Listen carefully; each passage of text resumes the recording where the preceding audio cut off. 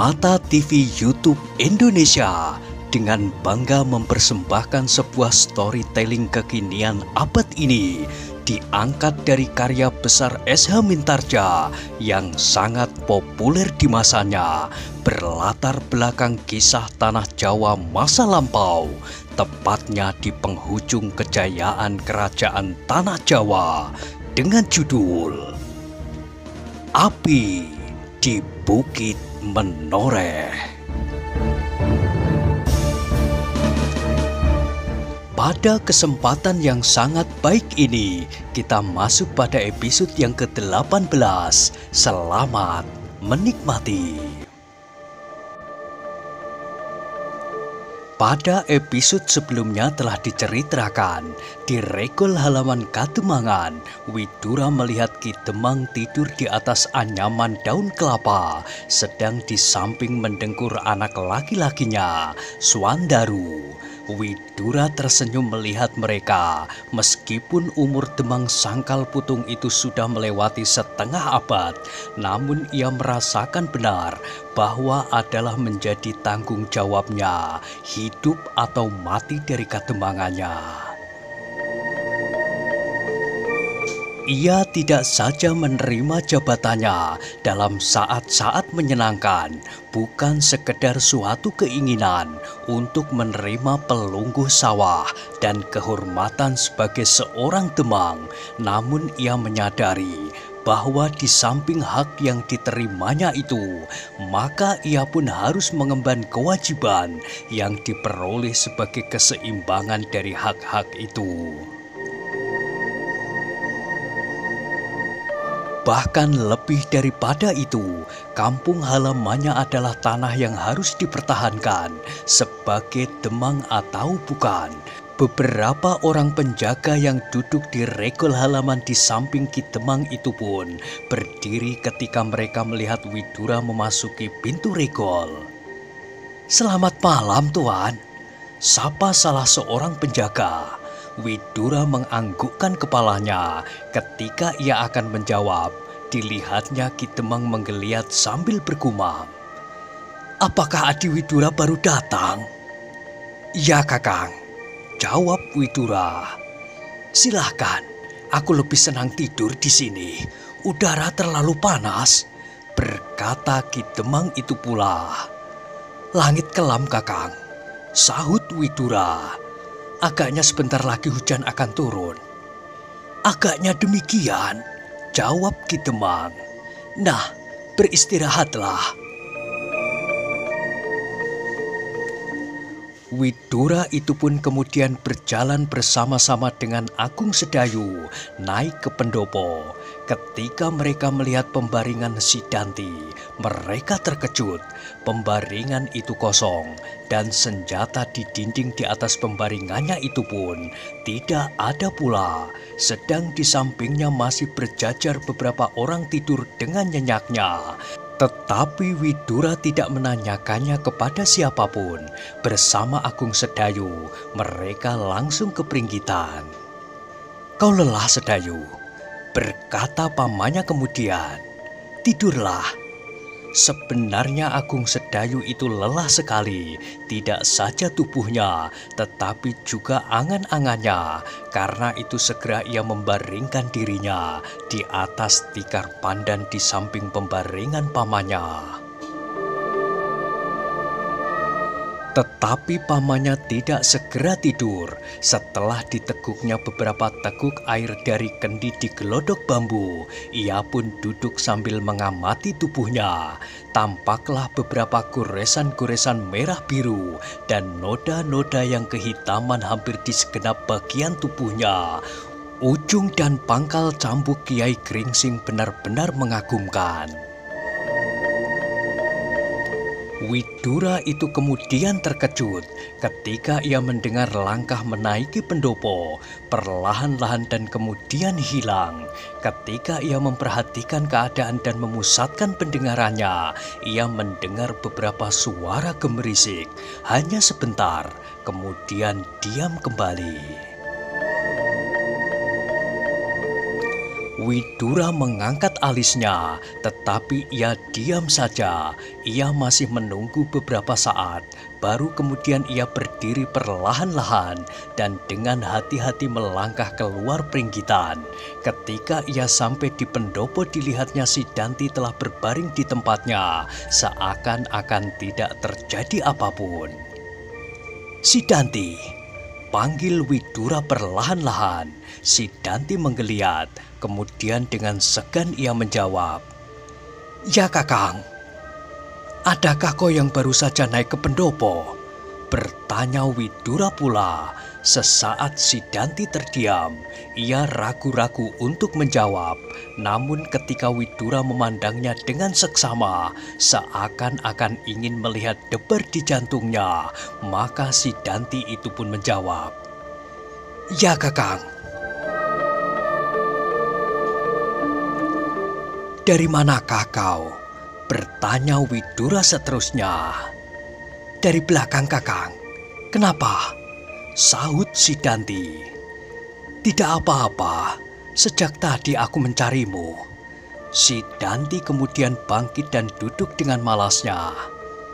"Adakah sesuatu yang sangat perlu?" "Tidak sedemikian penting, tetapi kemarilah." "Aku sudah ngantuk sekali. Tidakkah dapat ditunda sampai besok?" "Tentu, tetapi aku mengharapmu sekarang." Widura tidak menunggu Sidanti menjawab. Dengan langkah yang tetap ia berjalan memasuki peringgitan kembali. Sidanti mengumpat di hatinya, apa pula yang akan dikatakannya? Ketika Sidanti sudah duduk di hadapannya, Widura berkata, "Sidanti, persoalan ini memang tidak begitu penting, tetapi aku perlu menyampaikannya kepadamu." Widura diam sejenak, diamat-amatinya baju Sidanti, basah oleh peluh yang seakan-akan terperas dari tubuhnya. Tiba-tiba ia bertanya, "Dari mana kau Sidanti?" Sidanti menjadi agak gugup, namun sesaat ia telah tenang kembali. Jawabnya, "Dari belakang." "Bajumu basah oleh keringat," sahut Widura.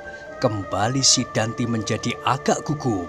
Jawabnya kemudian, "Aku mencoba melatih diri supaya aku kelak dapat mengimbangi macan kepatihan." "Sendiri?" desak Widura. "Ya."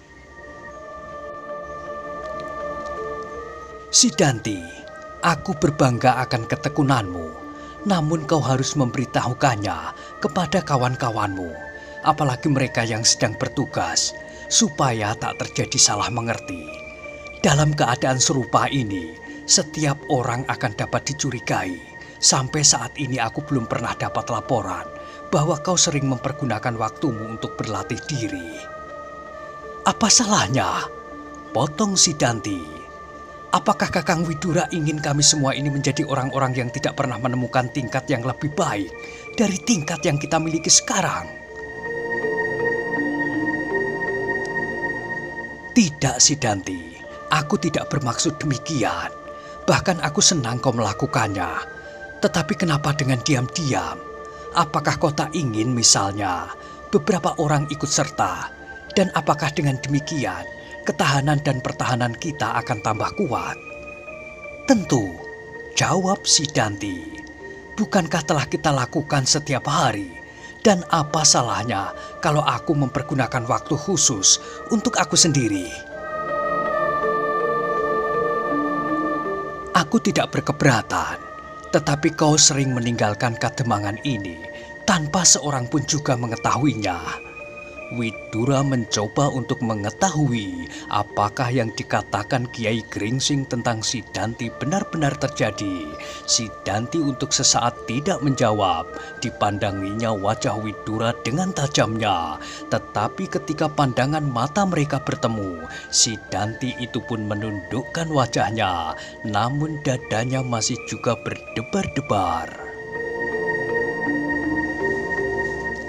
Widura tidak segera mendesaknya. Ia menunggu apakah yang akan dikatakan oleh Sidanti. Hanya tarikan nafas mereka terdengar berkejar-kejaran. Baru beberapa saat kemudian Sidanti menjawab, "Aku pergi atas tanggung jawabku sendiri, Kakang. Aku kadang-kadang memerlukan tempat yang baik yang tidak aku temui di halaman Kademangan ini. Juga karena aku tidak ingin diganggu oleh siapapun juga." Widura mengangguk-anggukkan kepalanya. Kini ia yakin akan kebenaran cerita Kiai Gringsing. Namun ia masih mengharap semoga Sidanti benar-benar akan mengamalkan ilmunya untuk kemenangan bersama.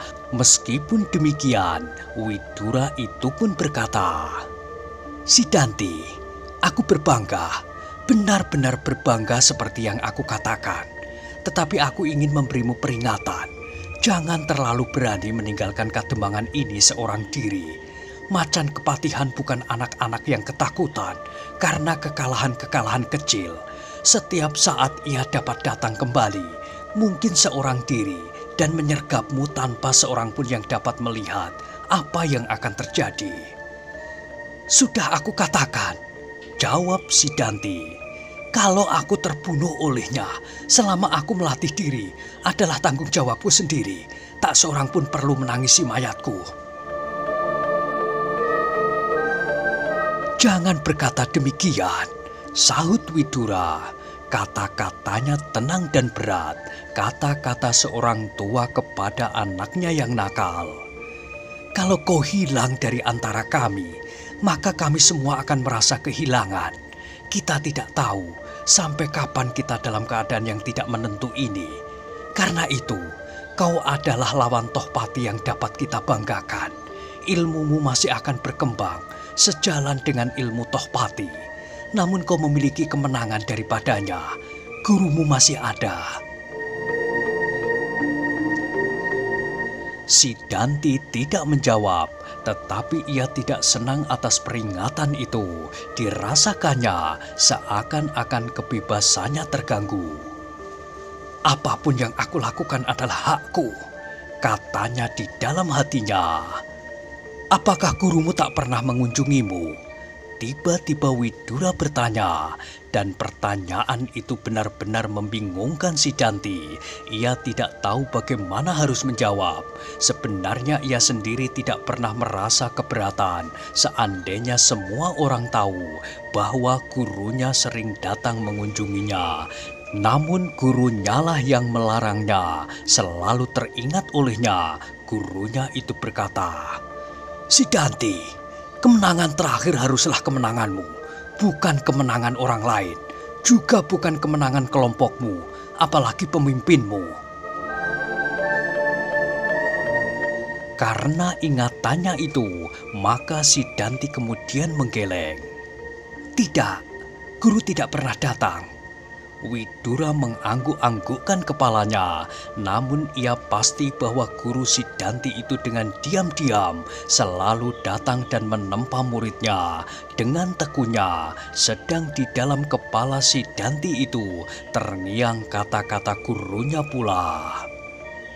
"Karena itu Sidanti, aku tak mau seorang pun tahu bahwa kau sedang menempa dirimu. Aku tak mau seorang pun dapat menekuk ilmu tambak wedi, meskipun hanya setetes, sebab pada suatu saat kau harus menjadi orang pertama di Pajang sesudah Hadiwijaya sendiri." Kembali suasana di Pringgitan itu tenggelam dalam kesepian. Sidanti kemudian menundukkan wajahnya pula. Tubuhnya benar-benar merasa lelah setelah ia memeras tenaganya menerima ilmu-ilmu penyempurnaan dari gurunya. "Kau lelah sekali, Sidanti," berkata Widura. "Ya," sahut Sidanti pendek. "Tidurlah." Sidanti tidak menunggu perintah itu diulang untuk kedua kalinya. Segera ia berdiri dan berjalan keluar. Di muka pintu ia berpaling. Ketika dilihatnya Widura masih mengawasinya, segera ia melemparkan pandangan matanya ke arah lain. Kini Widura duduk kembali seorang diri di atas pembaringannya, angan-angannya terbang kian kemari. Banyak persoalan yang dihadapinya dan banyak persoalan yang perlu dipecahkannya. Namun sebagai manusia Widura berdoa, semoga Tuhan yang Maha Esa berkenan memberinya jalan terang. Widura pun ternyata lelah pula. Sejenak kemudian ia pun berbaring dan tertidur pula dengan lelapnya. Ketika cahaya fajar telah membayang di punggung bukit, maka Agung Sedayu pun telah bangun dari tidurnya. Di kejauhan masih didengarnya satu-satu ayam jantan berkokok menyambut pagi. Sekali Agung Sedayu menggeliat, kemudian perlahan-lahan ia bangkit dan berjalan keluar. Terasa betapa nyamannya udara menjelang dini hari. Di pendopo beberapa orang pun telah bangun. Seorang dua orang telah turun ke halaman, sedang yang lain lagi bersembahyang subuh. Agung Sedayu pun segera pergi ke padasan. Baru setelah ia selesai sembahyang subuh, dilihatnya pamannya bangkit. Dengan tersenyum ia menyapa, "Ah, kau bangun lebih dahulu, Sedayu." "Ya paman," sahutnya, "aku tidur lebih dahulu pula." Pamannya tersenyum dan Agung Sedayu pun kemudian meninggalkan ruangan itu. Ia ingin menikmati cerahnya fajar. Satu-satu di langit masih tersangkut bintang-bintang yang dengan segannya memandang halaman kademangan Sangkal Putung yang baru saja terbangun dari lelapnya malam. Sangkal Putung itu ternyata benar-benar telah terbangun. Di jalan-jalan telah mulai tampak satu dua orang yang lewat tergesa-gesa. Mereka akan mencoba menjual dagangan mereka di sudut desa, sebab mereka masih belum berani berjalan terlampau jauh. Di sudut desa itu telah menjadi agak ramai sejak beberapa saat yang lampau. Jual beli dan tukar menukar banyak pula terjadi. Tiba-tiba timbullah keinginan Agung Sedayu untuk berjalan-jalan menyusur jalan di muka kademangan itu. Di muka regol beberapa orang penjaga mengangguk kepadanya. "Akan kemana, Ger?" bertanya salah seorang daripadanya. "Berjalan-jalan, Paman," jawab Agung Sedayu. Orang itu mengangguk, sahutnya, "Silahkan, barangkali udara pagi di Sangkal Putung dapat menyejukkan hati Angger." Agung Sedayu tersenyum dan diayunkannya kakinya melangkah menurut jalan itu. Sekali-sekali ia berpaling untuk mengetahui jarak yang telah ditempuhnya. Agung Sedayu tidak ingin berjalan seorang diri terlalu jauh dari kademangan, meskipun di siang hari yang cerah sekalipun. Tiba-tiba Agung Sedayu terkejut ketika didengarnya sapa halus di sampingnya. Katanya, "Akan pergi kemanakah Tuan sepagi ini?" Ketika Agung Sedayu menoleh, dilihatnya seorang gadis yang kemarin ditemuinya di kademangan muncul dari sebuah jalan sidatan. Karena itu maka sambil mengangguk ia menjawab pendek, "Berjalan-jalan." Gadis itu yang tak lain adalah Sekar Mirah mengerutkan keningnya. Jawaban yang terlalu pendek. Meskipun demikian ia memberanikan dirinya untuk bertanya, "Apakah Tuan akan pergi ke warung di sudut desa?" Agung Sedayu menggeleng. "Tidak," jawabnya. Sekar Mirah menggigit bibirnya, tetapi justru karena itu, maka kesannya atas Agung Sedayu menjadi semakin dalam. Anak muda pendiam yang sombong, tetapi Sekar Mirah berkata pula, "Kalau tidak, akan kemanakah Tuan?" Agung Sedayu menjadi bingung. Ia tidak tahu akan kemanakah ia sebenarnya, maka jawabnya sekenanya, Aku hanya berjalan-jalan saja." "Oh," sahut Sekar Merah. "Kalau begitu, apakah Tuan ingin melihat warung itu? Barangkali Tuan ingin membeli sesuatu, buah-buahan, kain atau apa. Warung itu menjadi ramai sejak daerah ini tidak aman, sebab mereka tidak berani pergi terlalu jauh. Bahkan orang-orang dari desa yang lain pun datang kemari, sebab di sini ada laskar Paman Widura, sehingga mereka merasa mendapatkan perlindungan daripadanya." Agung Sedayu menjadi bertambah bingung. Ia sama sekali tidak memiliki uang sedikit pun. Tetapi sebelum ia menolak, gadis itu telah berkata pula, "Marilah Tuan, Tuan akan mendapat kesan yang lengkap dari daerah ini." Agung Sedayu tidak dapat berbuat lain daripada mengikutinya. Sekar Merah berjalan kembali ke warung di sudut desa. Ia senang bahwa Agung Sedayu mengikutinya. "Kedatangan Tuan pasti akan menggembirakan para pedagang di warung itu," berkata Sekar Merah kemudian.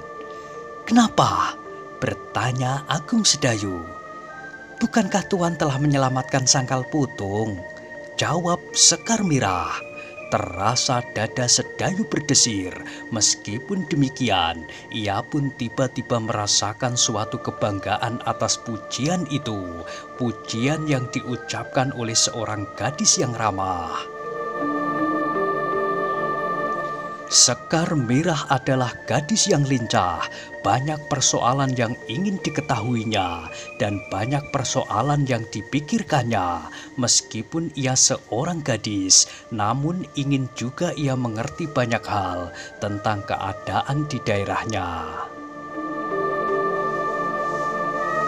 Sebagai seorang anak Demang, Sekar Merah selalu melihat dan mendengar ayahnya mempersoalkan daerah dan orang-orang di daerah Sangkal Putung.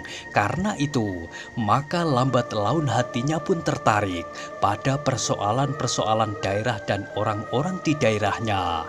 Karena itu pula, maka di sepanjang jalan itu pun, Sekar Merah selalu berusaha untuk mengerti akan beberapa persoalan. Maka dengan hati-hati ia bertanya, "Tuan, apakah Tuan adik dari seorang yang bernama Untara?" Agung Sedayu mengangguk. "Ya," jawabnya.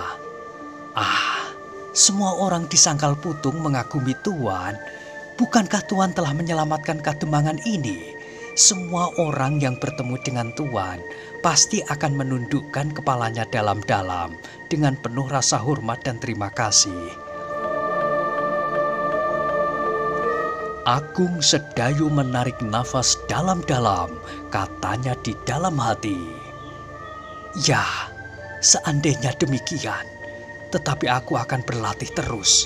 Aku ingin untuk benar-benar menjadi orang yang berhak mendapat penghormatan yang demikian." "Tuan," Sekar Merah itu berkata lagi, "untuk mencapai tingkat yang seperti Tuan, berapa lama waktu yang Tuan perlukan?" Agung Sedayu terkejut mendengar pertanyaan itu. Pertanyaan yang tak diduga-duganya, apalagi dari seorang gadis. Karena itu untuk sesaat ia tidak menjawab, sehingga Sekar Merah itu berkata pula, "Kakang Swandaru pun selalu berusaha untuk melatih diri. Namun apa yang dicapainya itu sama sekali tidak berarti. Orang-orang di Sangkal Putung sampai saat ini yang paling dibanggakan oleh Paman Widura adalah si Danti." Dada Agung Sedayu berdesir mendengar nama itu. Dilihatnya di dalam rongga matanya, si Danti yang tinggi hati itu memandanginya dengan tajam dan penuh prasangka. Tiba-tiba bulu-bulu Agung Sedayu meremang. Namun ia tidak menjawab, sebab tiba-tiba saja timbullah di sudut hatinya suatu keinginan yang tak dimengertinya sendiri terhadap gadis itu. Ia ingin mempertahankan nama yang telah dicapainya. Kenapa demikian? timbul pula pertanyaan di dalam dirinya, tetapi ia menjawab, "Aku melatih diri sejak anak-anak." Oh, Sekar Merah menjadi bertambah kagum. Pantaslah Tuan dapat melakukan semua itu. Aku mendengar seseorang mengatakan bahwa Tuan berhasil mengalahkan alap-alap Jolotundo. Agung Sedayu berdebar-debar, namun ia menjawab, "Alap-alap Jolotundo tidak segarang Tohpati." Tiba-tiba hatinya bergetar ketika ia menyebut nama itu. Meskipun demikian, ia berusaha untuk tetap tersenyum. Sekar Merah mengangguk-anggukkan kepalanya. Dengan bangganya, Agung Sedayu itu telah dapat diajaknya bicara. Maka katanya seterusnya, "Berapa lamakah Tuan akan tinggal di Sangkal Putung?" "Aku tidak tahu," jawab Sedayu. "Kalau Kakang Untara sudah ditemukan, aku akan segera kembali ke Jati Anom dan Kakang Untara akan kembali ke Pajang." Sekar Merah kecewa mendengar jawaban itu dan ia mengharap semoga Untara tidak segera dapat diketemukan. Demikianlah mereka berjalan sambil bercakap-cakap. Sekar Merah menjadi gembira dan Agung Sedayu pun berbangga karenanya. Tanpa disadarinya, Agung Sedayu telah banyak bercerita tentang kemenangan-kemenangan yang pernah dicapainya dalam perjalanannya dari Jati Anom. Diceritakannya tentang si Pandai Besi dan 3 kawannya yang terbunuh, dan alap-alap Jolotundo yang mencegatnya di Bulakdowo. Namun setiap kata diucapkan, terasa sebuah goresan yang pahit di dalam dadanya. Ingin ia mengatakan apa yang sebenarnya, namun ia tidak mempunyai keberanian, dan bahkan akhirnya ia sengaja menyombongkan dirinya untuk menyembunyikan kekerdilannya, seakan-akan ia benar-benar pahlawan Sangkal Putung.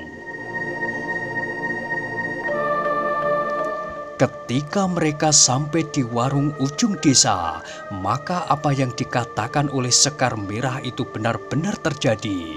Para pedagang dan orang yang berada di warung itu mengaguminya. Mereka tiba-tiba saja seperti orang yang terpesona, berdesakan mereka mengitari Agung Sedayu untuk sekedar dapat menyambut tangannya. Satu demi satu orang-orang di warung itu memberikan salamnya, dan satu demi satu tangan-tangan mereka itu disambut oleh Agung Sedayu, disertai dengan sebuah anggukan kepala dan sebuah senyuman.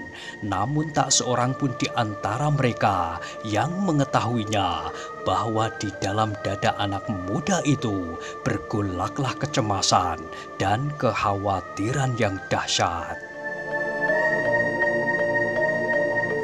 Sekar Merah yang memperkenalkan Agung Sedayu itu pun ikut berbangga pula. Kepada kawan-kawannya ia bercerita seperti burung sedang berkicau tentang anak muda yang bernama Agung Sedayu itu. Seolah-olah ia melihat sendiri peristiwa-peristiwa yang dialami olehnya. Namun beberapa gadis yang iri hati kepadanya bergumam di dalam hatinya, "Ah Mirah, dahulu kau selalu berdua dengan si Danti. Sekarang, ketika datang anak muda yang lebih tampan dan sakti, kau tinggalkan anak muda yang bernama si Danti itu." Tetapi tak seorang pun yang berani mengucapkannya, sebab Sekar Merah adalah anak Demang Sangkal Putung. Ketika mereka sudah puas melihat kekaguman orang-orang Sangkal Putung itu, maka Sekar Merah dan Sedayu pun segera kembali ke Kademangan. Juga di sepanjang jalan pulang, Sekar Merah masih saja berkicau tak henti-hentinya. Namun kini Agung Sedayu senang mendengarnya. Sampai di Kademangan, Agung Sedayu segera pergi menemui pamannya di Pringgitan. di mana Agung Sedayu sehari-hari menyekap diri. Jarang sekali ia pergi berkumpul dengan orang-orang lain. Hanya kadang-kadang saja ia bercakap-cakap dengan mereka di pendopo. Sedang Sekar Merah dengan tergesa-gesa pergi ke dapur. Ia takut terlambat dengan belanjaannya untuk mempersiapkan makan pagi. Tetapi langkah Sekar Merah itu terhenti ketika si Danti menggamitnya. "Mirah," katanya. Sekar Merah berpaling. Dengan tergesa-gesa ia bertanya, "Kenapa? Dari mana kau?" "Warung," jawab Sekar Merah pendek. Si Danti memandangnya dengan tajam, kemudian katanya, "Dengan Agung Sedayu." Sekar Merah memandang si Danti tidak kalah tajamnya. Jawabnya, "Ya, apa salahnya?" Si Danti mengangguk-anggukkan kepalanya. Tiba-tiba ia tersenyum. Katanya, "Mirah, jangan marah. Meskipun aku senang melihat kau bersungut-sungut, aku hanya ingin memberi peringatan. Jangan terlalu sering bergaul dengan anak muda yang belum kau ketahui keadaannya." Sekar Merah kemudian menarik nafas. Wajahnya kini sudah tidak tegang pula. Jawabnya, "Aku hanya bertemu dengan Sedayu di jalan, dan aku antarkan ia ke warung di ujung desa." Si Danti pun kemudian melangkah pergi. Meskipun demikian ia masih curiga dan berkata, "Ingat-ingatlah Mirah, jangan terlalu rapat bergaul dengan siapapun juga. Aku kurang senang melihatnya." Kembali wajah Sekar Merah menjadi tegang. "Apakah hakmu?" Tetapi si Danti tidak menjawab, berpaling pun tidak. Ia berjalan saja ke belakang rumah dan lenyap di balik pepohonan yang rapat. Sekar Merah masih berdiri di tempatnya. Ia menjadi kesal pada anak muda itu. Tetapi kemudian timbul juga ibanya kepada si Danti. Pergaulan mereka telah berlangsung lama, dan anak muda itu pun tak pernah menyakiti hatinya. Nah, bagaimanakah kisah selanjutnya? Silahkan ikuti terus kisah Api di Bukit Menoreh pada episode berikutnya. Sampai jumpa.